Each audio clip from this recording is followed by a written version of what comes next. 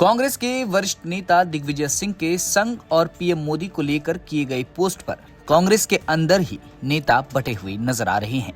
एक तरफ जहां कांग्रेस के प्रवक्ता सुप्रिया श्रीनेत और पवन खेड़ा संघ और संगठन को सिरे से खारिज कर रहे हैं, तो वहीं शशि थरूर और टीएस सिंहदेव दिग्विजय सिंह के समर्थन में बोलते नजर आए। सबसे पहले सुनिए इस बारे में शशि थरूर और टीएस सिंहदेव ने क्या कहा।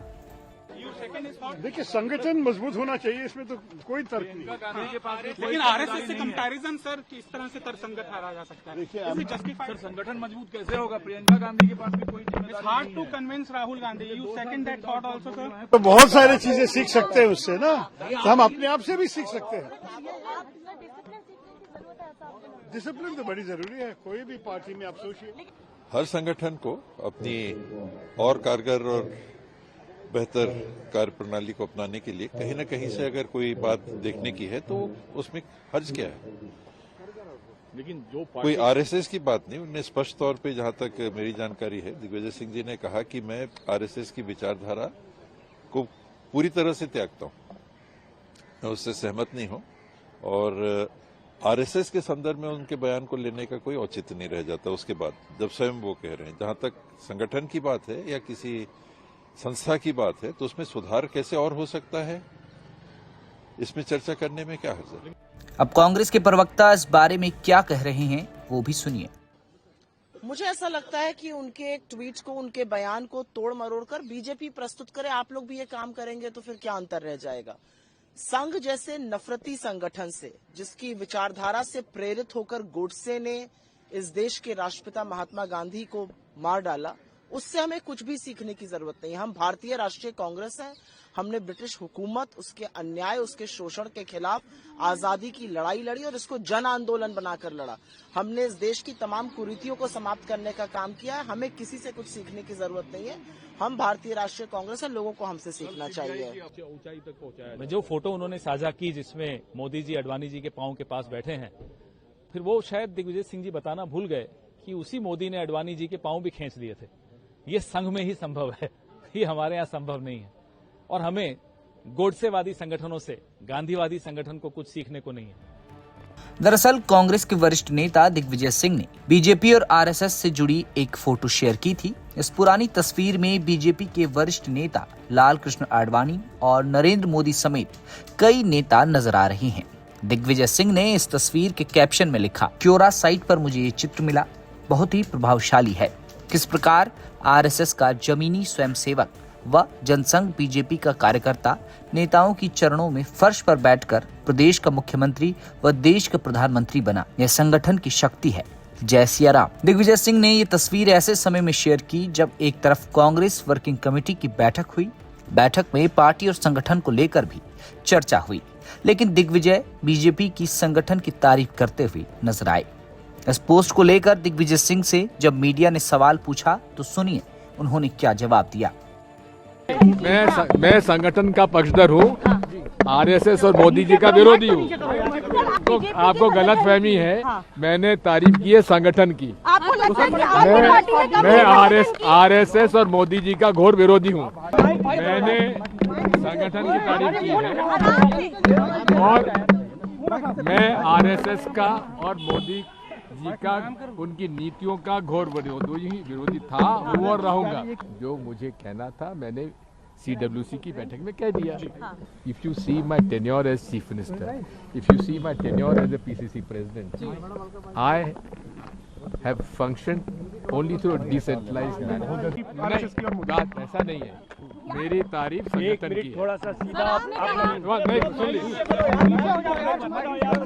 मैंने संगठन की तारीफ की है और मैं आरएसएस का और मोदी जी का, उनकी नीतियों का घोर विरोधी था, हूँ और रहूंगा।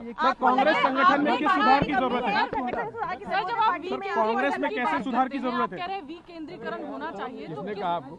आप डिसेंट्रलाइजेशन की बात किसने करें, कहा? कांग्रेस पार्टी की संगठन को लेकर आपने भी तो संगठन को लेकर काफी सारे सवाल उठाए। आपने कहा राहुल गांधी को कन्विंस करना मुश्किल है।